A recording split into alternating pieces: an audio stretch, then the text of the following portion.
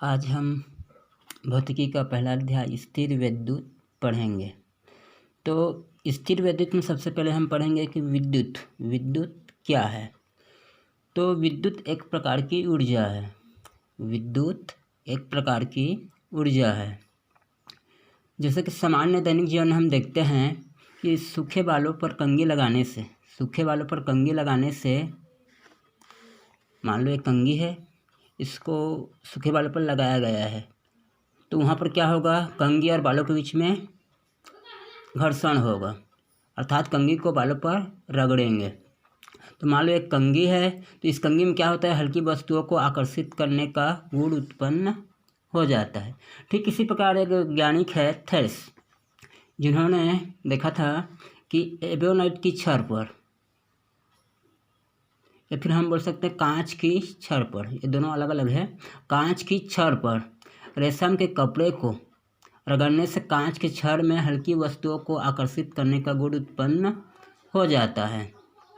तो हम चलते हैं यहाँ पर कंघी।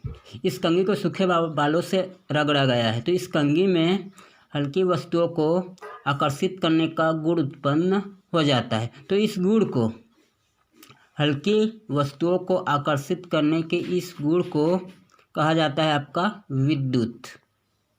ठीक है, किसी पदार्थ द्वारा हल्की वस्तु को आकर्षित करने के गुण को कहा जाता है आपका विद्युत। परिभाषा रूप में हम इसको बोल सकते हैं वह ऊर्जा।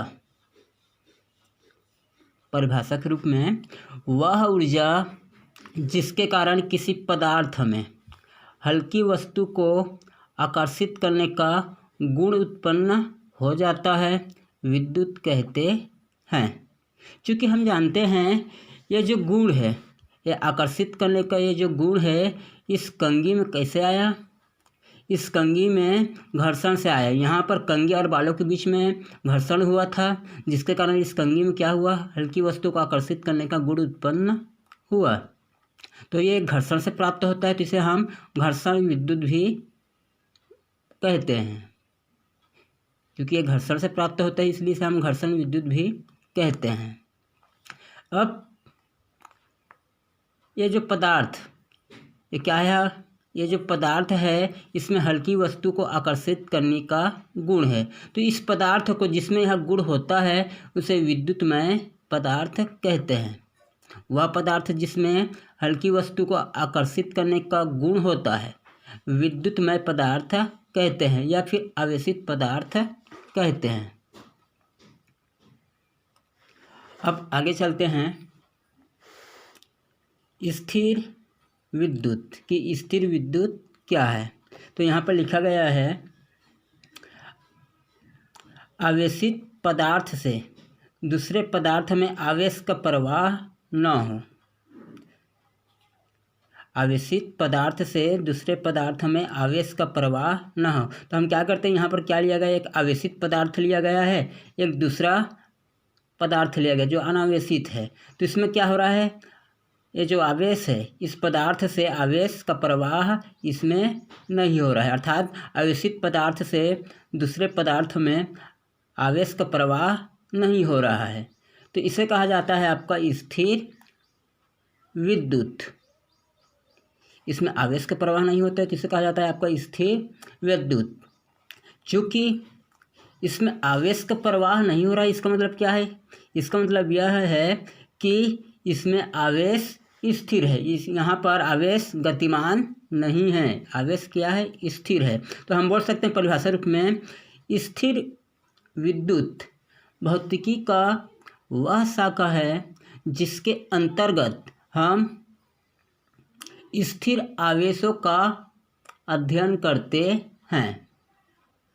स्थिर विद्युत भौतिकी का वह शाखा है जिसके अंतर्गत हम स्थिर आवेशों का अध्ययन करते हैं।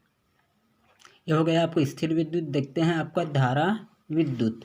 तो धारा विद्युत क्या है, इसमें लिखाया गया है आवेशित पदार्थ से दूसरे पदार्थ में आवेश का प्रवाह हो। धारा विद्युत में क्या लिखाया गया है, आवेशित पदार्थ से दूसरे पदार्थ में आवेश का प्रवाह हो।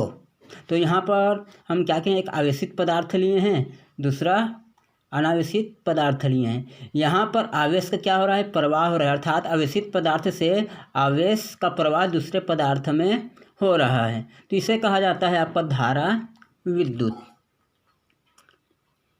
धारा विद्युत में आवेश का प्रवाह हो रहा है। तो हम बोल सकते हैं यहाँ पर क्या है, आवेश का, ये जो आवेश है इसका प्रवाह आवेशित पदार्थ से दूसरे पदार्थ में हो रहा है, अर्थात यहाँ पर आवेश क्या है, आवेश यहाँ पर गतिशील है, क्योंकि यहाँ पर प्रवाह हो रहा है। तो आवेश यहाँ पर क्या है, गतिशील है। तो हम परिभाषा रूप में बोल सकते हैं धारा विद्युत। धारा विद्युत भौतिकी का वह शाखा है जिसके अंतर्गत हम गतिशील आवेशों का अध्ययन करते हैं। ठीक है, एक बार फिर से बोल देता हूँ इन दोनों को। स्थिर विद्युत भौतिकी की वह शाखा है जहाँ पर हम स्थिर आवेशों का अध्ययन करते हैं, यहाँ पर आवेश प्रवाह नहीं होता। धारा विद्युत, धारा विद्युत में हम गतिशील आवेशों का अध्ययन करते हैं। अब आगे देखते हैं आवेशों का प्रकार। तो सामान्यतः हम जानते हैं आवेश दो प्रकार का होता है, तो इसके बारे में अध्ययन करते हैं। ठीक है, तो आवेश का प्रकार, तो बेंजामिन एक वैज्ञानिक है, बेंजामिन फ्रैंकलिन के अनुसार, यहाँ पर हम दो उदाहरण के सहित इनका जो आवेश का प्रकार है उसको समझेंगे। तो पहला उदाहरण है आपका, एग्जाम्पल है आपका, कांच की छड़ व रेशम के कपड़े। कांच की छड़ व रेशम के कपड़े। जब कांच की छड़ व रेशम के कपड़े को आपस में रगड़ा जाता है, कांच की छड़ व रेशम के कपड़े को आपस में रगड़ा जाता है, तो जो कांच की छड़ होता है उसमें हल्की वस्तुओं को आकर्षित करने का गुण उत्पन्न हो जाता है। जब कांच की छड़ को रेशम के कपड़े से रगड़ा जाता है तो कांच की छड़ में हल्की वस्तुओं को आकर्षित करने का गुण उत्पन्न हो जाता है। तो जो कांच की छड़ होता है उसमें कंचाव आवेश उत्पन्न हो जाता है। जो कांच की छड़ होता है उसमें कंचाव आवेश उत्पन्न हो जाता है, तथा उतना ही परिमाण में, जितना जो कंचाव आवेश का परिमाण होता है उतना ही परिमाण में जो रेशम के कपड़े होते हैं उसमें रेजनी आवेश उत्पन्न हो जाता है। ठीक है, कांच की छड़ में कंचाव आवेश, रेशम के कपड़े में रेजनी आवेश, दोनों का जो परिमाण होता है बराबर होता है। तो जो कंचाव आवेश होता है उसको हम धन आवेश, पॉजिटिव आवेश कहते हैं, तथा जो रेजनी आवेश होता है उसको नेगेटिव आवेश, ऋण आवेश कहते हैं। दूसरा एग्जाम्पल इन्होंने दिया था, एबोनाइट की छड़, एबोनाइट की छड़ व ऊनी कपड़े। जब एबोनाइट की छड़ व ऊनी कपड़ों के बीच घर्षण कराया जाता है, दोनों को आपस में रगड़ा जाता है, तो जो एबोनाइट की छड़ होता है उसमें रेजनी आवेश, तथा जो ऊनी कपड़ा होता है उसमें कंचाव आवेश उत्पन्न हो जाता है। अर्थात एबोनाइट की छड़ में ऋण आवेश, नेगेटिव आवेश, तथा जो ऊनी के कपड़े होता है उसमें कंचाव आवेश अर्थात पॉजिटिव आवेश, धन आवेश उत्पन्न हो जाता है।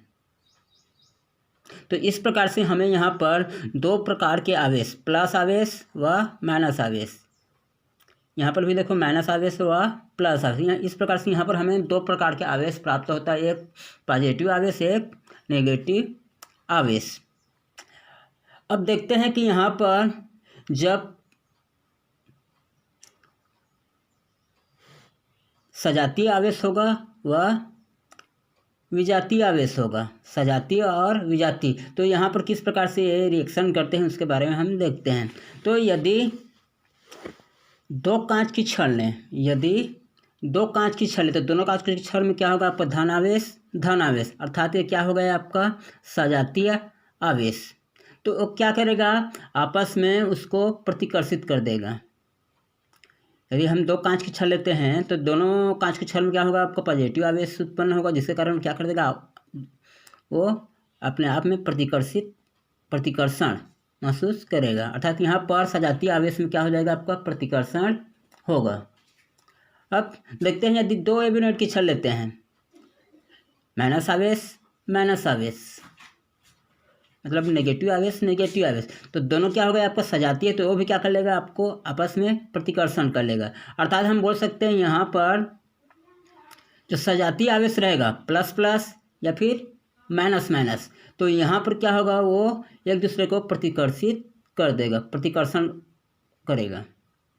तथा हम विजातीय आवेश लेते हैं, विजातीय आवेश अर्थात एक कांच की छड़ ले लेते हैं, एक एवियोनेट की छड़, तो क्या करेगा, ये एक दूसरे को आकर्षित कर लेगा। अर्थात दोनों के बीच में प्लस व माइनस के बीच में क्या हो जाएगा, आकर्षण हो जाएगा।